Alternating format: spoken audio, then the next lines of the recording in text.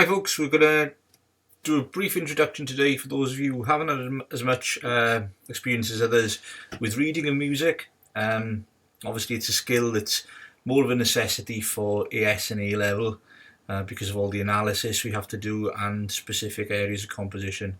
So this little video is just there as a little resource that you can keep coming back to all the time, just to refresh your understanding of reading notation. So the first thing we have in our system of music is the stave, and it's the foundation upon which our notes are drawn. And the modern stave comprises 5 lines and 4 spaces, and every line or space on the stave represents a white key on the keyboard, as you can see there.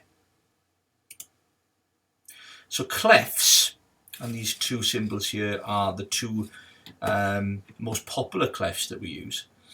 Clefs assign individual notes to certain lines or spaces, and the 2 clefs, as I said, that are normally used are these: the treble clef on the left and the bass clef on the right.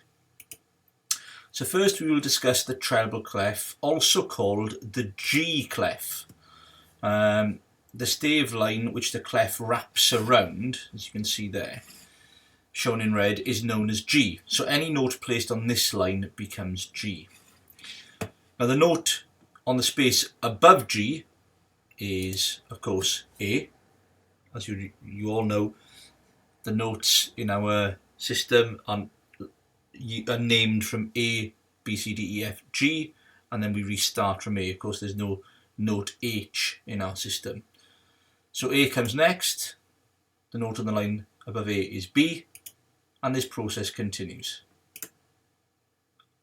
But then we run out of space. So what happens now? Ledger lines will solve our dilemma. And a ledger line is a small line that extends the stave when we run out of room.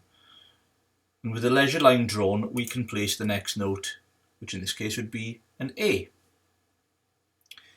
Next, let's discuss the bass clef, also called the F clef.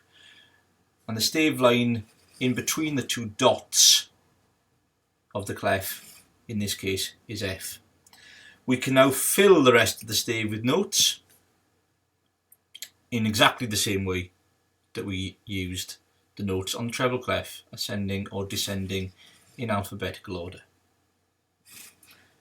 And finally, we discuss the great stave, or the grand stave, a theoretical stave, this consisting of 11 lines. Now, we would never ever see this line, but watch what happens when we eliminate the middle line. We end up with 2 regular staves. And by adding a treble clef to the top stave and a bass clef to the bottom stave, we can see that the relationship between these 2 staves is very, very obvious. Notice the 2 clefs are joined by the C on that ledger line in red, and this C is commonly called middle C since it corresponds to the middle line on that theoretical grand stave. And from there the notes would carry on in the treble clef in the order D, E, F, going back down, B, A, G, F, and so on. So that middle C is the middle line of that theoretical grand stave and sits on that ledger line, linking the 2 clefs together.